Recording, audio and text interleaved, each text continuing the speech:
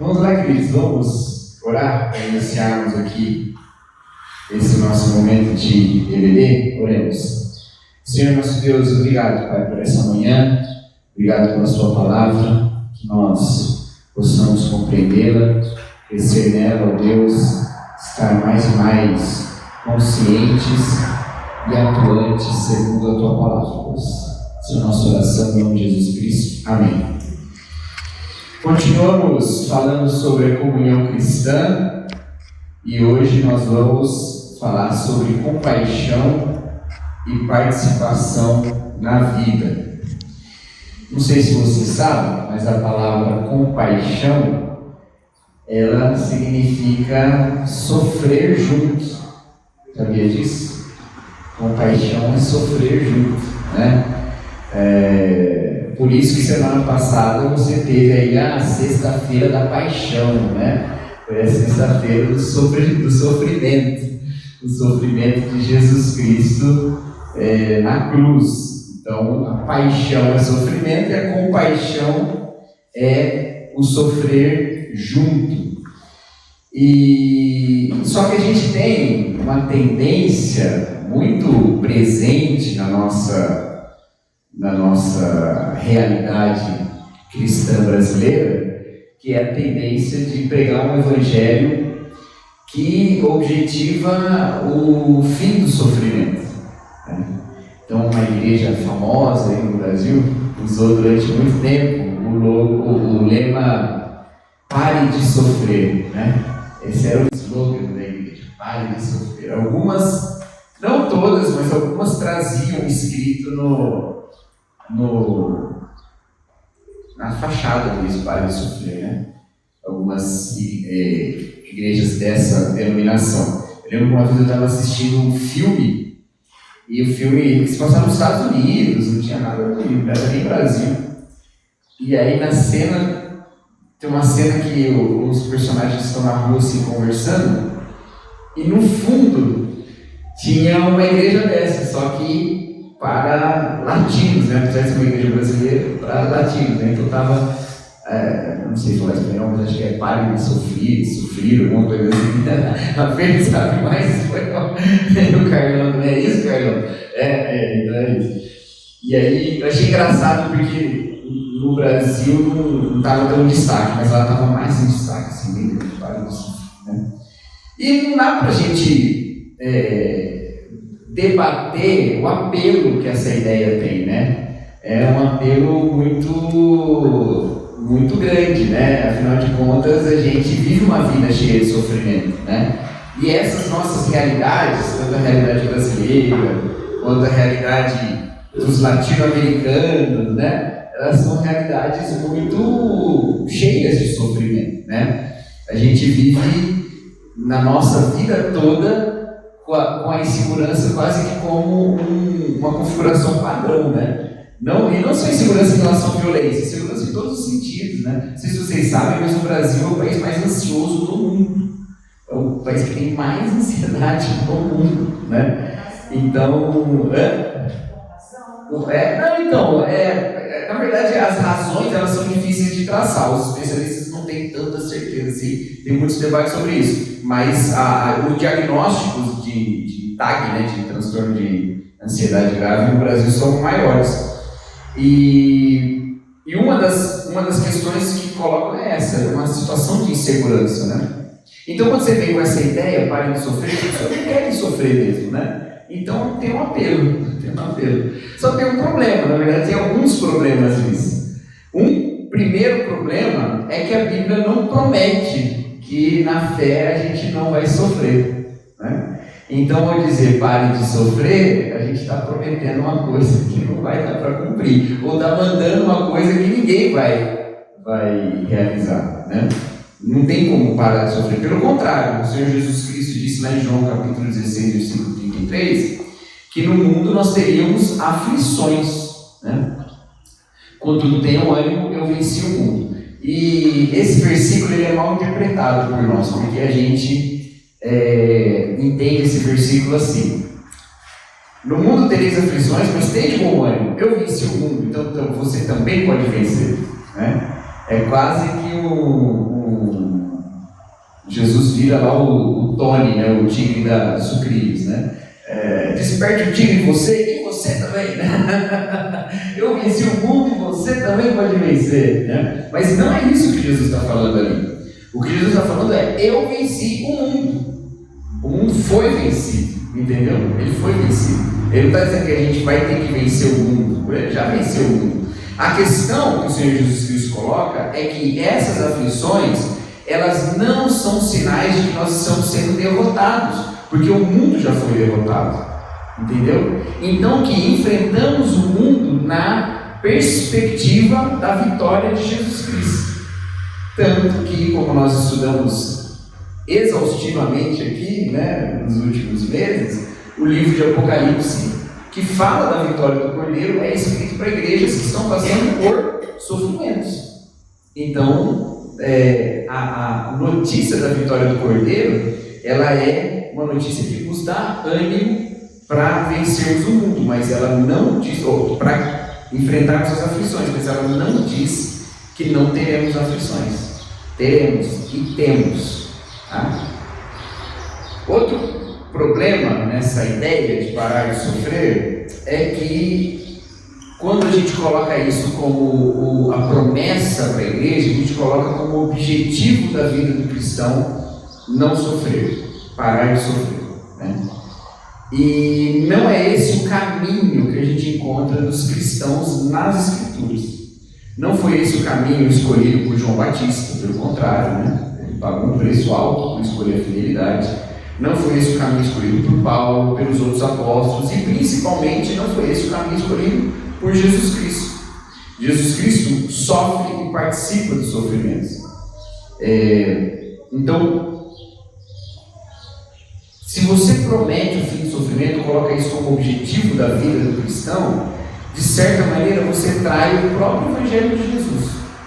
Porque o Evangelho de Jesus, apesar de ser uma boa notícia, ela é uma boa notícia que envolve passar pelas aflições, passar pelas tribulações. O livro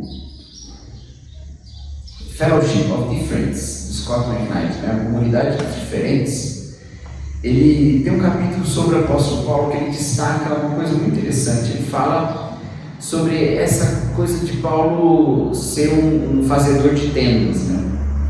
E aí ele diz como a vida de um fazedor de tendas era difícil, o trabalho era difícil, mas socialmente era uma vida difícil, era uma vida de um tipo de vocação não muito prestigiada, de um tipo de vida não muito, vamos dizer assim, elogiável pela sociedade romana. Eles olhavam o trabalho manual como sendo um trabalho menor do que um trabalho intelectual. Se você fosse um professor, se você fosse, né, um pensador de alguma maneira, tá, você teria uma visão mais elevada. Inclusive, pessoas estariam dispostas a pagar pelo seu conhecimento, pelas suas ideias. As pessoas estariam dispostas a isso. E não era assim como alguém fizesse um trabalho manual. Muitas vezes as pessoas eram desprezadas, às vezes elas sofriam desfalques ali no pagamento, né? Não era visto como uma pessoa como as outras, mas Paulo escolheu esse caminho. E não só isso, ele destaca que ele poderia exigir um tipo de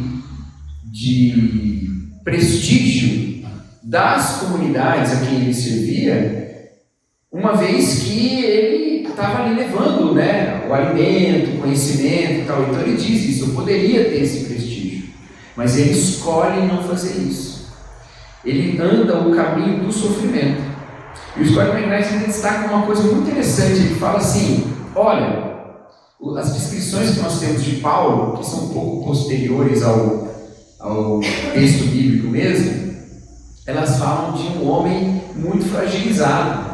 Mas quando você olha para a própria Bíblia, você enxerga essas coisas. Ele fala: eu carrego no meu corpo as marcas de Cristo. Aí ele está falando das cicatrizes, das vezes que ele foi abusado fisicamente, né? Com violência, com chibatadas e tal, né? E ele é dito que ele não era uma pessoa muito impressionante pessoalmente, né? Em vários momentos ele fala da fragilidade da saúde dele, como ele foi acolhido pelos Gálatas, por exemplo, né? Então, mesmo assim, ele vive uma vida de sofrimento e não faz no fim do sofrimento dele o objetivo da sua vida. É claro que com isso a gente não quer romantizar o sofrimento ou fazer com que nós busquemos o sofrimento, não é isso. Mas que nós entendamos que não é o fim do sofrimento dessa vida aquilo que a palavra de Deus nos promete, tá? Nós teremos sofrimento e sofreremos, né?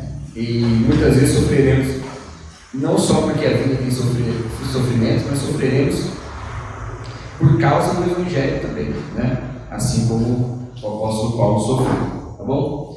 Então, ao invés de a gente negar o sofrimento, nós devemos compreender como a fé em Cristo ilumina o nosso entendimento sobre o sofrimento. Então, a primeira coisa que a gente precisa entender: o sofrimento faz parte do mundo caído. Abre aí a sua Bíblia em Gênesis capítulo 3.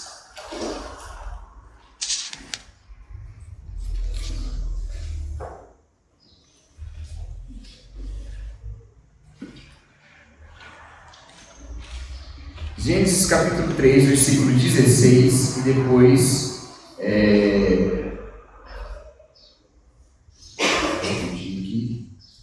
o versículo 17, 16 e 17. Diz assim, são as palavras de Deus para a mulher e para o homem depois da queda, tá? A mulher, ele declarou: multiplicarei grandemente o seu sofrimento na gravidez, com sofrimento você dará a luz filhos, seu desejo será para o seu marido e ele a dominará. Versículo 17, agora o homem, e ao homem declarou: visto que você deu ouvido a sua mulher e comeu do fruto da árvore da qual lhe ordenaram que não comesse, maldita é a terra por sua causa, com sofrimento você se alimentará dela todos os dias da sua vida. Então o sofrimento é uma consequência direta da queda, e ele faz parte dessa realidade de um mundo que está quebrado por causa do pecado, certo? Então esse sofrimento ele marca isso. Se a gente for mergulhar um pouquinho mais nessa ideia desses sofrimentos, a gente vai entender uma coisa interessante sobre o sofrimento aqui também. O sofrimento, ele nos comunica que o mundo não está direito. Ele nos comunica isso, que o mundo não está direito. Por quê? Porque crescer, multiplicar, encher a terra e dominar é um mandamento divino. Deus mandou que isso acontecesse com os seres humanos no capítulo 1, tá bom? Então no capítulo 1 de Gênesis ele fala: olha, crescer, multiplicar, encher a terra, dominar, sujeitar os peixes do mar, as aves do céu e tudo mais, né? Então Deus é que mandou os seres humanos fazer isso. Agora ele diz que ao fazer isso, os seres humanos farão com sofrimento. Sofrimento para multiplicar e sofrimento para dominar a terra. Ele vai ter esses sofrimentos. Mas não é Deus que está mandando? Então é sofrimento porque não é para a gente fazer isso? Não, porque Deus mesmo que mandou, e essa ideia continua presente. Esse sofrimento é um sinal de que mesmo fazendo isso, nós não estamos fazendo plenamente. Porque a ideia de multiplicar, por exemplo, era a ideia de encher a terra com a imagem de Deus, mas agora a imagem de Deus está corrompida pelo pecado. Então tem essa marca do sofrimento que mas não era exatamente assim. Dominar a terra era para dominar segundo a vontade de Deus, mas a gente domina parte segundo a vontade de Deus, produzindo alimentos, por exemplo, né? Desenvolvendo uma série de coisas, parte para a nossa própria vontade. Então esse sofrimento também mostra que a terra, e é muito bonito o jeito que é colocado aqui, porque é como se a terra tivesse agredido o homem, e o homem tentando dominá-la. O que antes era uma espécie de aliança, agora é uma disputa. Homem e terra, a terra produzirá espinhos para te ferir, entendeu? Então é uma oposição. Então são sinais de que alguma coisa está errada com o mundo. Se a gente não sofre no mundo, esse mundo vira o céu. Se ele vira o céu, significa que está tudo certo. O problema é que se esse mundo estiver tudo certo, aqueles que sofrem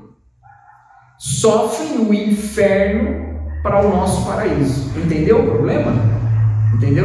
Então, se você está numa igreja que diz pare de sofrer, você só poderá parar de sofrer se outros sofrerem.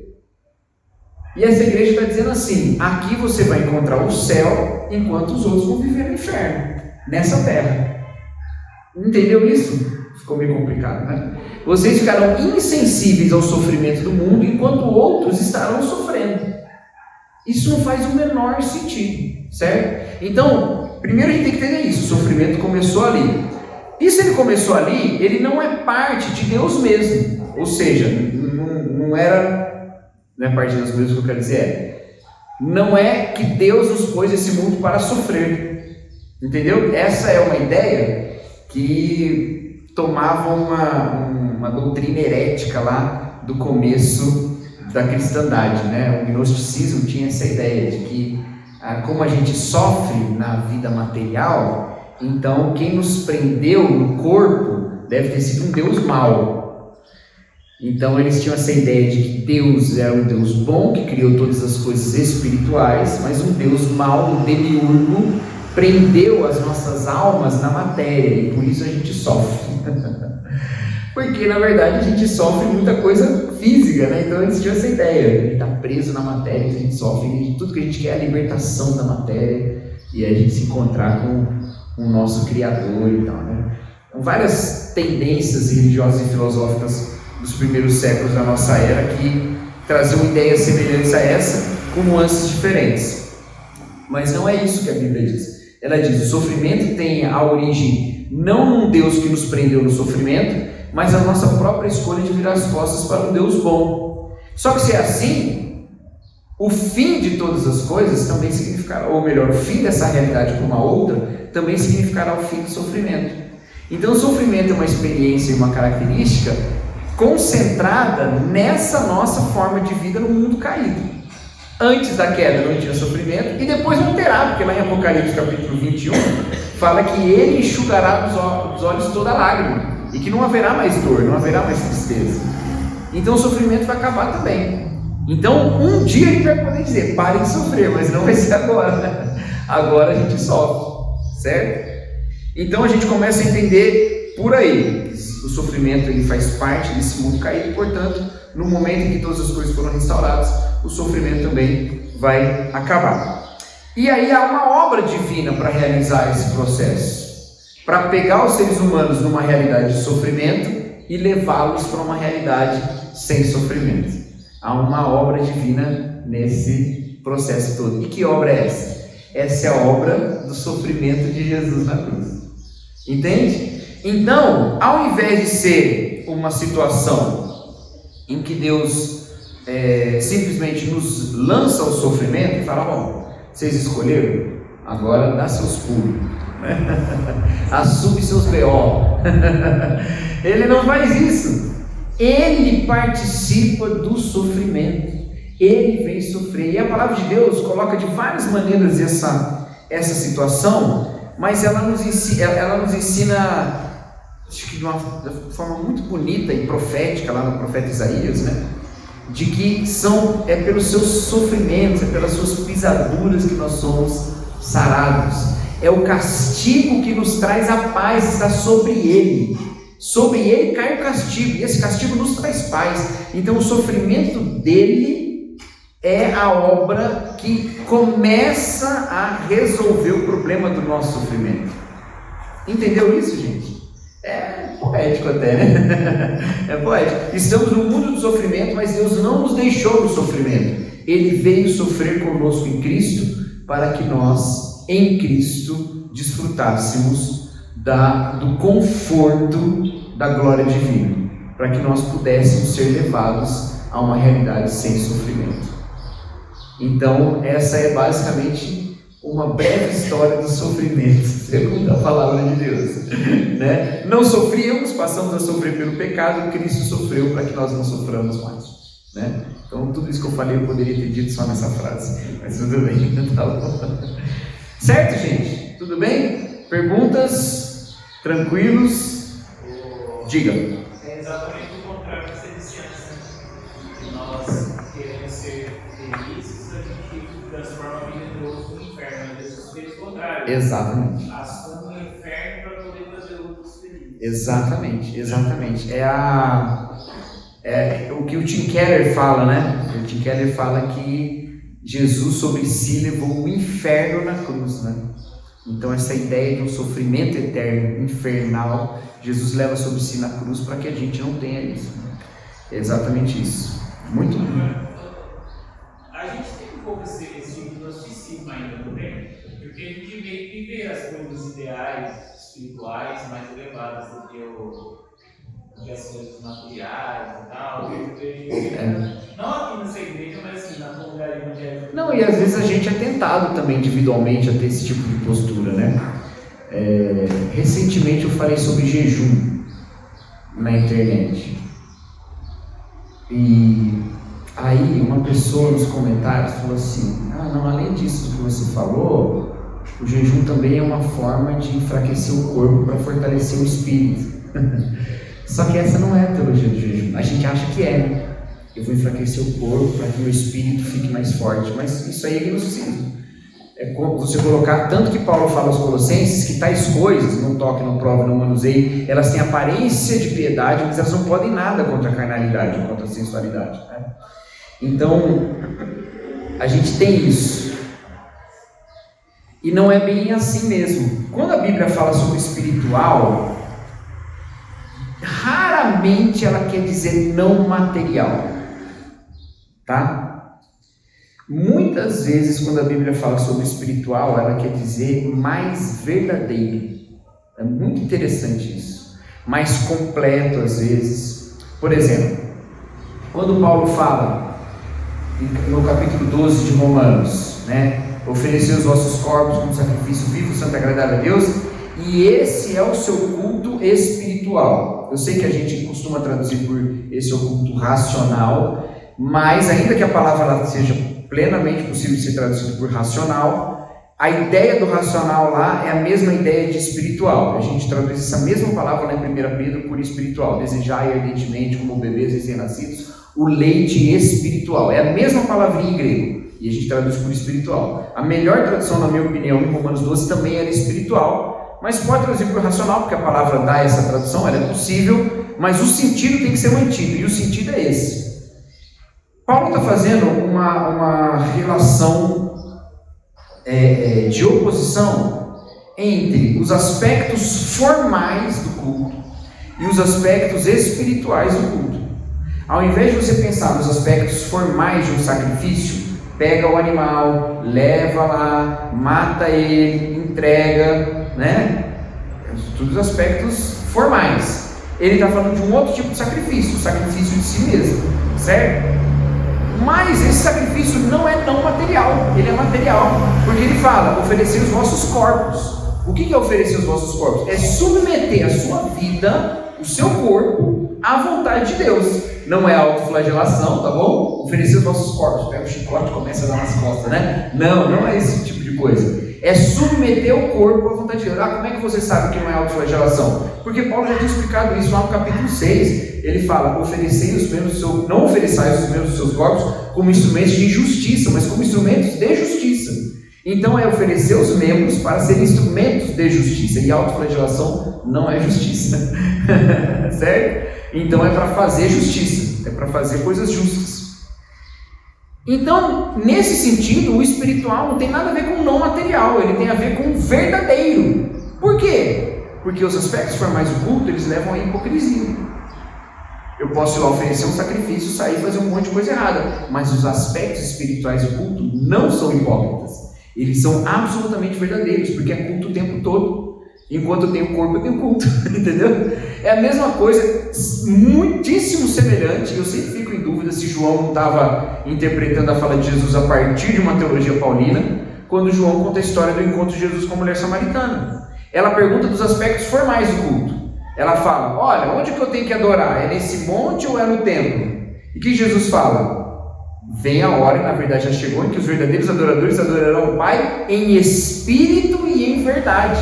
Espiritual. Aí a gente pega, traz para a igreja e começa a cantar em espírito, em verdade.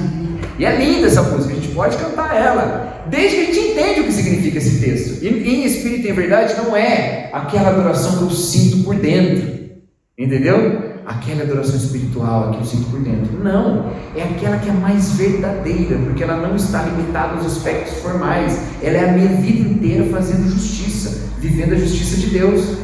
Entendeu? Então assim a gente vence o gnosticismo, entendendo que não existe essa divisão entre material e imaterial. Ela existe, mas não nessa discussão. Ela existe em outra discussão. O que existe é uma maneira de viver em corpo, em matéria, em vida verdadeira, segundo a vontade de Deus, que é bem oposto ao que os gnósticos faziam. O que os gnósticos faziam? Eles negavam a vida material para viver uma espécie de iluminação desprendida do corpo.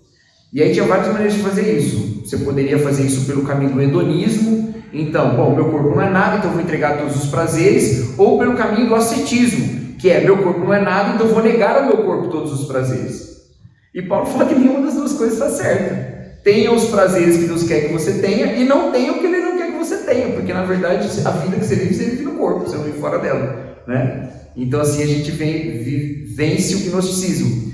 Da mesma maneira, sofra no corpo sofrimentos para a justiça, e não sofra no corpo sofrimentos que não são para a justiça.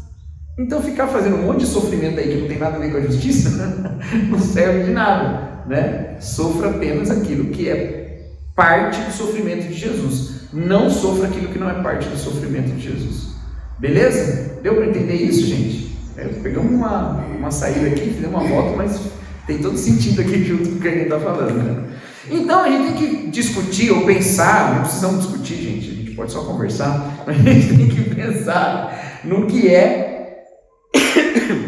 que essa história ilumina a história do nosso sofrimento, tá? Então eu coloquei alguns pontos aqui. Primeiro ponto, o sofrimento nos ensina, tá? Então, lá em 2 Coríntios capítulo 12, o apóstolo Paulo vai falar sobre um sofrimento, tá? 2 Coríntios capítulo 12. Deixa eu ver se eu coloquei o capítulo certo aqui. É isso mesmo. Versículos de 7 a 9. 2 Coríntios 12, de 7 a 9.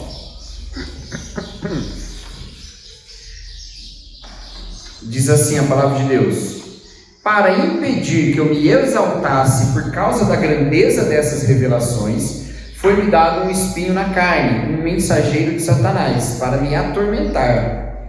3 vezes roguei ao Senhor que o tirasse de mim. Que o tirasse de mim.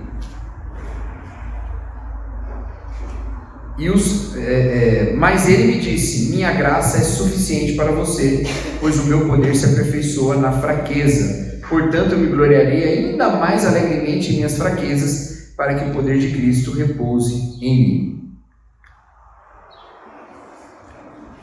O que é isso aqui? Primeiro, o que é o espinho na carne? Não sei. Tá bom? Há muitas possibilidades, muitas discussões, e eu tenho as minhas suspeitas e as minhas convicções, mas não vou cravá-las aqui diante de vocês. De qualquer forma, nesse texto a gente percebe que não foi da vontade de Deus tirar esse espinho na carne que trazia sofrimento a ele.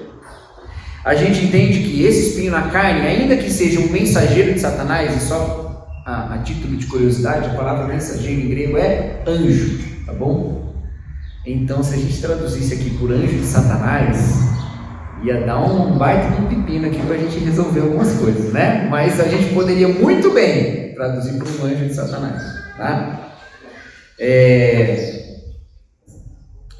Então, apesar de ser um anjo de Satanás, é para a edificação dele. Por quê? Porque ele começa dizendo que é para impedir que eu me exaltasse por causa das grandezas dessas revelações. Que revelações? Se você voltar um pouquinho, você vê que Paulo teve uma visão, né? Ele teve uma visão do terceiro céu, ele não sabe se foi em corpo ou fora de corpo e tal, mas ele teve essa visão. Mas ele disse que ele soube de uma pessoa. É uma maneira humilde dele falar, porque se é ele que sofre pela revelação, quem teve a revelação foi ele, né? Então é disso que ele está dizendo aqui. Então, ele está dizendo que esse sofrimento é um sofrimento que ensinou a ele. E esse é só um dos exemplos de sofrimento que ensina, tá? Jó tem um exemplo mais famoso, que passa por um sofrimento e no final ele aprendeu, porque ele fala: antes eu te conhecia só de ouvir, mas agora os meus olhos te veem. Também é um sofrimento que ensina. Então, no sofrimento a gente pode aprender também. Tem aquela frase, não sei se é do C.S. Lewis, que fala que quando nós sofremos, Deus nos fala com um megafone, né? Já ouviram essa frase? Quando nós sofremos, acho que é C.S. Lewis mesmo. E Deus nos fala com um megafone. Então essa ideia de que, nem sabia que tinha megafone na época do C.S. Lewis, mas ele fala, né? Claro que tinha, né? Tinha até rádio, né? Tinha microfone, né, gente? Claro que tinha. Então tem essa ideia de que no sofrimento a gente tem de alguma maneira esse conhecimento de Deus. Como, gente? Como? Não é que na bonança a gente não tem também conhecimento de Deus, claro que a gente tem, né? Mas a bonança, ela nos coloca às vezes numa ilusão de controle, certo? E que nos leva a um sentimento de independência, não é? Sentimento de independência. Agora eu estou na melhor fase da minha vida, agora eu estou podendo, né? Posso tudo, estou muito bem aqui, então eu, né, vou ficar aqui, vou viver assim para sempre, né? Essa ideia de controle. A própria ideia da mortalidade fica distante de nós, porque a gente está amando tanto a vida que parece que a gente vai ficar para sempre assim, né? Mas quando a gente encara o sofrimento, muitas das nossas limitações ficam evidentes para a gente. E essas limitações, ela nos coloca a perspectiva de que esse mundo não é tudo, né? De que a alegria não é tudo. Ela nos coloca decisões sobre onde encontrar o nosso contentamento. Ela apura, inclusive, muitas das nossas visões sobre o mundo. E de novo, como já falei no começo, vou falar de novo, não estou romantizando o sofrimento, mandando ninguém buscar o sofrimento. Estou só falando que a gente aprende também no sofrimento, assim como a gente aprende fora dele também. Então, o sofrimento nos ensina dessa maneira. É isso que Paulo fala aqui. Ele é impedido de se orgulhar por causa de um sofrimento. E ainda é dito que o poder de Deus se aperfeiçoa na fraqueza dele. E esse é o caminho que a gente enxerga na Bíblia toda, né? As pessoas não crescem porque vão para cima, elas crescem porque vão para baixo, né? Porque se ajoelham, porque se quebrantam, porque são moídas. E é isso que acontece com a igreja de Cristo. Cristo é moído e a igreja aumenta. Os apóstolos são moídos e a igreja aumenta, né? Então, esse caminho da fraqueza pelo qual o poder de Deus se manifesta. Tá? Então é isso. Segundo ponto, o sofrimento nos dá esperança. Olha que coisa, vai em Romanos capítulo 5.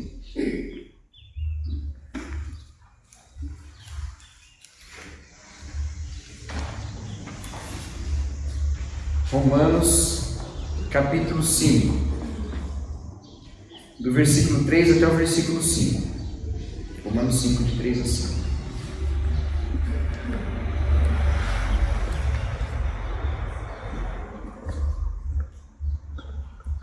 Diz assim a palavra de Deus: não só isso, mas também nos gloriamos nas tribulações, porque sabemos que a tribulação produz perseverança, a perseverança o caráter aprovado, e o caráter aprovado esperança, e a esperança não nos decepciona, porque Deus derramou o seu amor em nossos corações por meio do Espírito Santo que Ele nos concedeu. Olha que coisa maravilhosa. As tribulações nos levam à perseverança, certo? Mas por que Paulo está falando isso? Ele está falando da justificação que a gente tem em Jesus Cristo pela fé, tá? Está falando disso. Então, no versículo 1, ele destaca: tendo sido, pois, justificados pela fé, temos paz com Deus por nosso Senhor Jesus Cristo. Essa aqui é a chavezinha para você entender a outra parte. Nós estamos em paz com Deus. É muito importante que a gente entenda isso. Nós estamos em paz com Deus. Então, os sofrimentos que nós temos nessa vida não são porque Deus está contra a gente. Não são porque Deus nos odeia. Vamos voltar a Jó? Há um momento no livro de Jó que ele fala assim: o Senhor se agrada de ver o justo sofrendo? né? Inclusive a gente não sabe da onde que vem esse nome Jó, tá? Do hebraico, a gente não sabe exatamente por que o nome de Jó é Jó, né? E qual é o significado desse nome, mas há algumas hipóteses, e uma delas é que Jó vem da palavra inimigo, porque ele se sente um inimigo de Deus, ou que Deus é o inimigo dele, entendeu? Porque tem essa relação de inimizade. Então no sofrimento, melhor, na perspectiva de Jó, parece que a relação é de inimizade. Deus quer me ver sofrer, porque eu não fiz nada de errado. Se eu fiz, me mostra. Se não me mostra e eu sofro, então a culpa é dele. Ele gosta de me ver sofrer. E aí então Paulo, quando vai falar de sofrimento, ele diz, olha, primeira coisa, lembra que estamos em paz com Deus. Não somos inimigos de Deus. Deus não está inimigo da gente. Então o sofrimento não tem nada a ver com Deus nos odiando. Tudo bem? Então, se é assim, a tribulação não é evidência de que Deus me odeia. Se ela não é evidência de que Deus me odeia, o que eu faço diante da tribulação? Aí ele diz, eu me glorio, né? Porque de alguma maneira ela está dentro do plano de Deus. Puxa, mas como assim? Então, o que acontece é que essa tribulação ela vai reforçar em mim um caráter que é segundo o caráter de Jesus. Então eu me glorio nisso, justamente porque nisso eu me assemelho mais a Jesus Cristo. E uma vez que eu tenho paz com Deus, tenho garantido a vida eterna, estou tranquilo com isso, então eu estou tranquilo com Deus. Isso é tão importante para Paulo, que lá aos Filipenses ele vai falar assim, olha gente, eu preferia partir e estar com Cristo, que é muito melhor, mas por causa de vocês é melhor que eu esteja nessa vida. Sofrendo, ele estava preso, levando em si as marcas de Cristo, tomando tortura, e ele diz, ainda é melhor que eu esteja aqui. Por quê? Quando eu partir e estar com Cristo vai ser muito melhor. Por quê? Porque para mim o viver é Cristo, e o morrer é lucro. Quando eu morrer, todos esses meus sofrimentos estarão resolvidos, mas enquanto eu vivo eu quero ser mais semelhante a Cristo. E o que o sofrimento faz? O sofrimento faz exatamente isso. Ele produz em mim uma perseverança que me leva a um caráter aprovado, o que me leva a uma experiência. Tudo bem? Certo? E isso me produz esperança. E eu sempre gosto, para falar desse texto, de usar uma imagem, né? Que é a imagem do bebezinho. Deixa eu ver aqui, vou fazer uma consulta aqui antes, irmãos. Quantos aqui nessa manhã estão com fome nesse momento? Levanta a mão. Só eu? Obrigado. Eu e a Tia. Tem um bolinho maravilhoso ali, ó. Foi a irmã Fátima que trouxe? Foi, né? Foi, né? Então, daqui a pouquinho a gente vai matar isso, né? Estamos com fome, mas eu não estou chorando. A Jennifer também não está chorando, olha lá, estamos bem, né? Agora, a primeira vez que nós sentimos fome na vida, e todos vocês também, a gente chorou.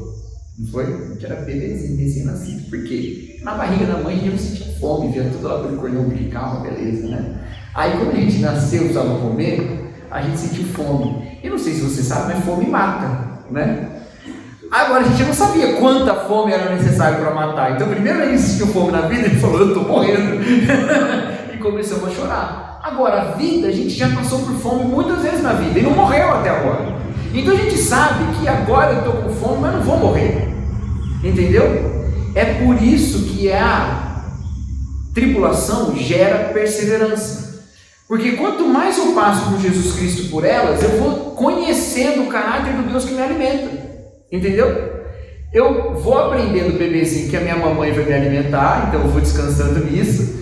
Mas com Deus é a mesma coisa. Cada vez que eu sinto uma necessidade, uma tribulação que me dá fome, eu sei que Deus vai suprir, então eu vou reforçando e tendo perseverança. A palavra perseverança aqui, ela é traduzida de uma palavra em grego que significa resistência, durabilidade, dureza. E, curiosamente, é a mesma palavra que é usada para paciência. Inclusive esse texto às vezes traz a tradução paciência. É a mesma palavra, tá? Paciência e perseverança são duas palavras diferentes em português. Paciência é como se fosse uma perseverança passiva, né? Eu espero. Eu tenho paciência, eu espero, não tem problema. Perseverança é uma paciência ativa, né? Não, eu continuo. Nos dois tem a ver com enfrentar um momento de que alguma coisa não ideal está acontecendo, certo? Mas em português a gente separou o passivo do ativo. No grego não é uma palavra só, é essa dureza, que pode significar tanto ativo, eu estou fazendo para chegar lá, ou quanto passivo, eu estou esperando chegar lá. É por isso que você não entende quando o Novo Testamento fala, escrito em grego, fala que Jó era paciente, e você vai ler o livro de Jó e você fala, paciente o quê? No terceiro capítulo ele está amaldiçoando o dia que ele nasceu. Como é que ele é paciente, né? É porque ele é paciente e perseverante. No final do livro fala que nada disso ele pegou com os lábios, entendeu? Então ele resistiu e segurou e ficou firme. Mas não significa que ele ficou paciente, zen, né? Começou lá a tocar um Lenine, quando o corpo pede um pouco mais, não foi nada disso, entendeu? Ele estava indignado, mas uma perseverança em querer saber o que é que está acontecendo. E isso leva ele a conhecer a Deus. Essa perseverança é gerada aqui nesse texto. A perseverança da pessoa que já não é mais bebezinha, que já teve muita fome na vida e sabe que Deus supre. Então, às vezes a gente encontra alguns irmãos que estão enfrentando um problema pela primeira vez na vida, e a gente vê eles se encontrando com outros irmãos que já enfrentaram o mesmo problema muitas vezes na vida. E é muito divertido isso, né? Assim, é muito divertido, é uma palavra ruim. É muito curioso, muito curioso.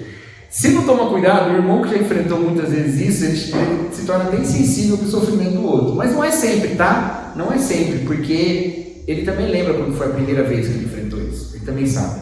Ele sabe que não foi fácil. Então, o bonito são essas palavras de persistência. Olha, mas Deus é contigo. Deus nos alimenta, né? Calma, calma, já vem aí o mamai para você matar sua fome, né? Então, essa perseverança, ela nos leva a essa experiência, esse caráter aprovado, ele confia em Deus e sabe assim, agora não, Satanás. Não vem com essa tentação, não sei que eu estou arrebentado, sofrendo e tal, que eu não vou abrir mão da minha perseverança em Jesus Cristo. E isso me leva à esperança, porque esse Deus que me alimentou em tantos pontos da minha vida, Ele é o que me alimentará para sempre. Então, minha esperança é reforçada. Eu vou enfrentando o sofrimento e vou crescendo em esperança. Olha que maluquice, né? Mas geralmente a gente fala, nossa, de novo, minha esperança não aguenta mais, acho que ela morreu agora, né? Mas Paulo fala que o caminho é o contrário. E por quê? Voltamos ao começo. Porque eu tenho fé em Jesus. Entendeu? Se eu tiro esse elemento da fé, essa esperança vira uma ilusão. Ela vira uma ilusão. Não, eu só acredito que vai dar certo. Vira um otimismo vazio, né? Tem um livrinho Tem um filósofo. Não, na Idade Moderna teve um filósofo e matemático chamado Leibniz. E o Leibniz ele tinha uma teoria de que nós vivíamos no melhor dos mundos. Uma teoria que ele puxou de um teólogo, inclusive, chamado Molina, né? Inclusive gerou o molinismo. Você está ligado ao molinismo aí? Né? Ele gerou o molinismo. O molinismo era a ideia do conhecimento médio de Deus. Então, que Deus sabe de tudo, mas Ele não determina tudo. Então, Ele encaminha o mundo para o melhor dos mundos. Então o mundo que a gente vive é o melhor dos mundos, tá? O melhor mundo possível. O Molina tinha essa ideia, o Leibniz basicamente repetiu a ideia do Molina.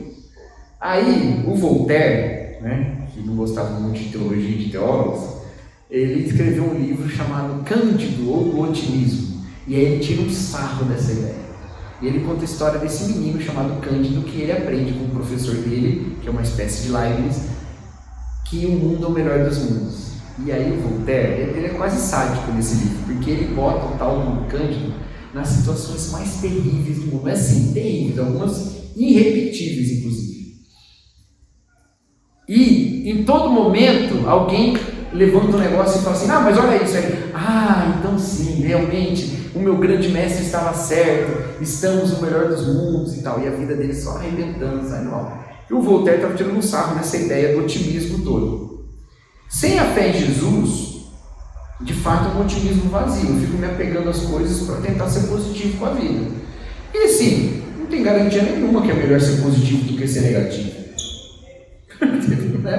Você vai dizer, não, tem garantia, pelo menos você é mais ativo. O pessimista é menos ativo. Mas o pessimista às vezes é mais prudente. E aí? Né? Então você não tem. Agora, a fé em Jesus muda tudo. Que não é uma fé vazia, é uma fé num evento histórico, tá? Que aconteceu no mundo, não é uma fé não, eu tenho certeza que no céu aconteceu alguma coisa. Não, aconteceu no mundo, tá? Essa fé em Jesus faz com que eu tenha certeza de que Deus não está contra mim e de que Deus está resolvendo todas as coisas, que a morte não tem a palavra final. Então, eu posso me gloriar nas tribulações. Entendeu? Então, quando a tribulação vem, eu posso enfrentá-la. Se você tirar a fé em Jesus, não adianta nada. Uma vez eu tinha uma amiga na faculdade, que eu não era crente, né? Uma faculdade que estava muito triste e tal, e aí eu queria ser o evangelista, né? Aí cheguei para ela e falei assim, olha, mas a Bíblia fala que a tristeza pode durar uma noite, mas a alegria vem pela manhã. Então, ela fala assim, não significa que se eu for dormir chorando hoje, amanhã eu vou acordar e vou encontrar o Brad Pitt? A Vitória conhece, sabe? E aí, já sabe quem é agora, né? E aí, eu fiquei sem saber o que falar, né? Por quê? Porque se é um elemento da fé em Jesus, de fato ela está certíssimo. É uma esperança vazia, entendeu? Se eu não tenho a fé em Jesus, não vale de nada. É só que se você tiver fé em Jesus, entende? Por isso que o versículo 1 está aqui onde ele está. Tendo, pois, sido justificados pela fé, temos paz com Deus por nosso Senhor Jesus Cristo. Por meio de quem obtivemos, versículo 2, né? Acesso pela fé a essa graça, na qual agora somos firmes e nos gloriamos na esperança da glória de Deus. Certo? Terceiro, e esse era o ponto que eu ia destacar. A aula toda era para ser sobre o terceiro ponto, gente. E vai ser só o finalzinho da aula. Mas você vê que eu botei pouco aqui, porque conforme eu fui fazendo, eu falei, eu vou ter que fazer tudo isso antes. Então deixa esse terceiro ponto para o final. Mas como a gente tem uma base sólida, vai dar para ir rápido agora. O sofrimento nos dá a oportunidade de participarmos da vida uns dos outros. 1 Coríntios capítulo 12, versículos 26 e 27, traz a figura do corpo. Não é 2 Coríntios 12 que a gente leu agora há pouco, é 1 Coríntios 12, tá?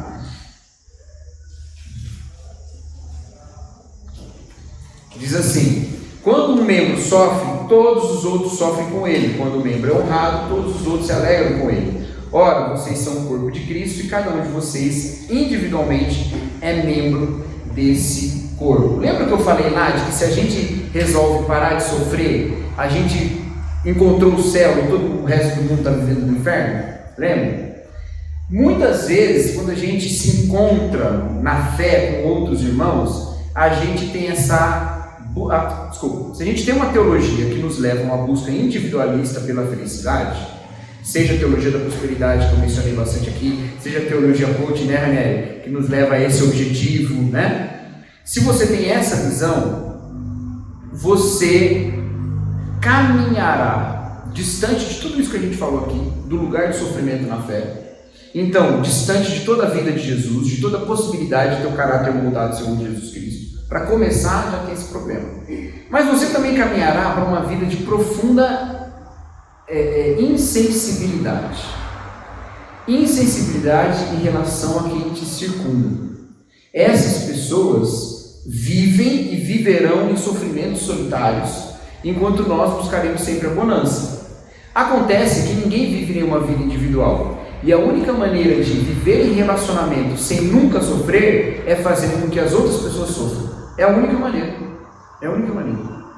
A única pessoa que não sofre é aquela que leva os outros a sofrer. Agora, pessoas que sofrem não só por si, mas sofrem também com o sofrimento dos outros. E por isso encontram no seu sofrimento um ressoar na vida dos outros que sofrem com ela também. Essa é a maneira como a gente é meio que moldado a viver.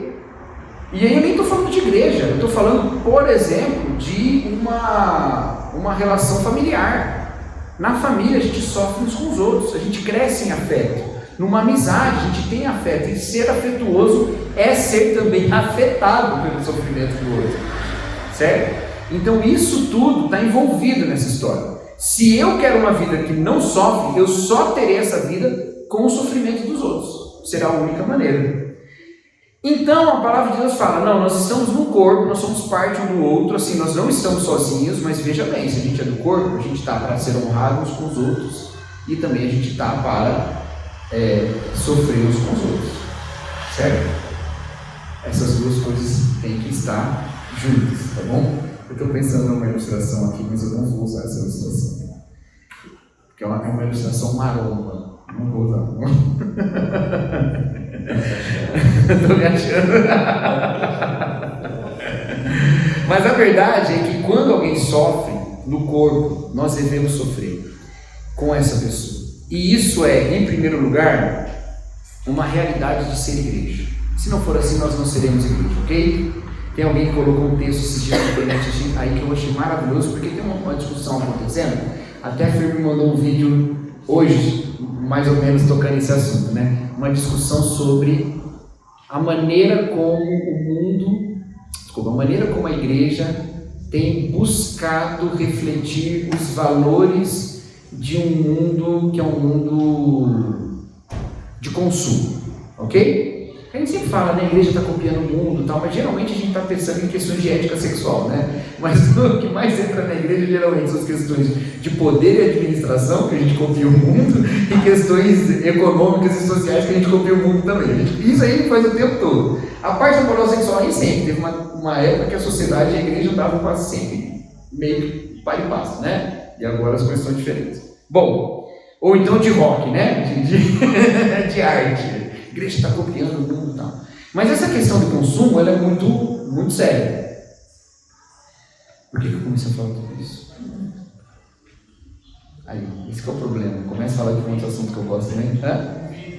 Isso, ela mandou esse vídeo. A partir do vídeo a gente chegou nesse outro ponto aí. Exatamente. O que acontece é o seguinte. Lembrei. Aí, por causa disso, começou a rolar um texto em que uma pessoa disse uma coisa muito interessante. Ela falou assim, olha, a gente não tem mais comunhão, a gente tem network. A gente não tem mais discipulado, a gente tem mentoria. E ela começou, cara, são uns 20 itens assim, que a pessoa colocou. Mas essa do network me pegou muito. Porque às vezes a gente vai em eventos voltados para pastores, e a gente ouve dos pastores a mesma, não, o que vale um evento desse é o network, né? Porque realmente, às vezes você vai para ouvir uma palestra que já está na internet, aparece todo mundo está na internet lá, todos os pregadores que vão lá, todos os palestrantes, está tudo na internet. Os caras escreveram um livro, você consegue ter aquele conteúdo. Mas em vez de ver assim, o que vale é a comunhão, o que vale é o network. E nem está errado, sabe por quê? Porque você não vai sofrer com aquelas pessoas. Porque para ter comunhão tem que sofrer junto. Então você não vai sofrer em network. Então se você está na igreja para ter relacionamento que você não sofre com o outro, é network. É network. É ir para uma feira daí da sua área, vai para a feira da sua área e faz contato. Você não vai sofrer com ele. Por quê? Porque esses contatos são relações de ganha-ganha. Tem que ser bom para os dois lados. E não existe esse tipo de relação na igreja. Na igreja a gente tem uma relação que a gente está disposto a perder para o outro ganhar. Entendeu? Então a comunhão é completamente contrária à visão do network. Não é porque você no seu trabalho não tem network, não. O seu trabalho é outra regra. A gente está falando de igreja. Igreja é outro sentido. Entendeu? Então, não tem como ser igreja sem estar disposto a sofrer com o outro. Ah, mas eu já sofro tanto, vou para a igreja para sofrer mais? Não!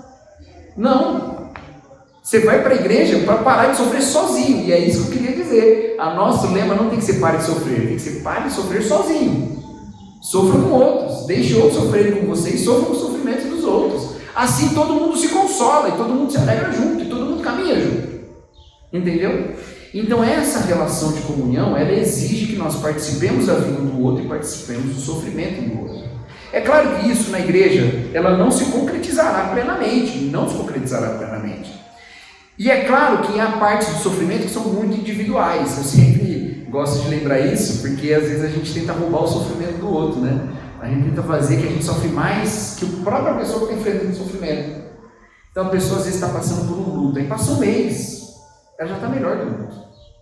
Aí você chega para a pessoa e fala assim, como é que você está? Nossa, eu estou muito triste, é terrível, nossa, que tristeza.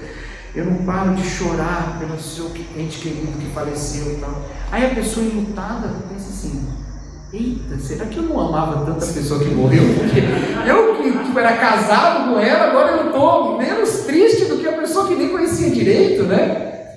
A gente às vezes tenta roubar o sofrimento do outro. Não, o sofrimento do outro é do outro. Mas a gente participa. Participa como? Você não participa com uma empatia exagerada. Empatia é uma palavra linda, tá, gente? Não tem nada contra a palavra empatia. O único problema da palavra empatia é quando a gente acha que empatia é tudo que a gente tem. E a gente não tem ação. Porque empatia, diferente de compaixão, que é sofrer junto, empatia é sentir junto. É sentir junto. Sentir junto é bom. Sentir um pouco do que o outro sente é ótimo. É contra aquela insensibilidade que eu falei, que aí é a apatia, né? A empatia é sentir junto. É bom sentir junto. Mas não é sentir no lugar do outro. E também não é tudo que você faz. Porque às vezes, mesmo que você não sinta, fazer sem sentir é muito importante. Mesmo que você não sinta, você não entende muito. Às vezes você pensa assim, puxa, essa pessoa não está entendendo porque ela está passando por isso. Olha fulano aí com um problema 1000 vezes maior, mas é um sentimento meio intraduzível, mas se você pode ajudá-lo, ajude, mesmo sem sentir. Às vezes a gente acha que só sofrer internamente é tudo que a gente faz, ao invés de fazer alguma coisa. Esses descompassos, eles acontecem na igreja, e eles não vão ser plenamente realizados. A única pessoa que entende plenamente o nosso sofrimento é Deus em Jesus Cristo. Deus em Jesus entende plenamente o nosso sofrimento. Domingo a gente cantou uma canção aqui, né? Os homens aqui, o início do coral masculino da igreja. Vamos lá, Gilberto? Topa ou não? Mas eu quase sugeri outra música. É uma música lindíssima do Sérgio Pimenta, que chama Só Quem Sofreu. Já ouviu essa música? O Henrique sabe tudo de Sérgio Pimenta, né? Só quem sofreu pode avaliar, quem sofreu pode se identificar, pode ter o mesmo sentido. E aí ele disse, né? O Cristo encarnou levando sobre os ombros a dor, sabendo o que é padecer na mente e no corpo. Jesus sofreu, então ele entende plenamente. Há um descompasso, sim, entre as nossas sensibilidades. O seu sofrimento nem sempre vai ser plenamente correspondido na igreja.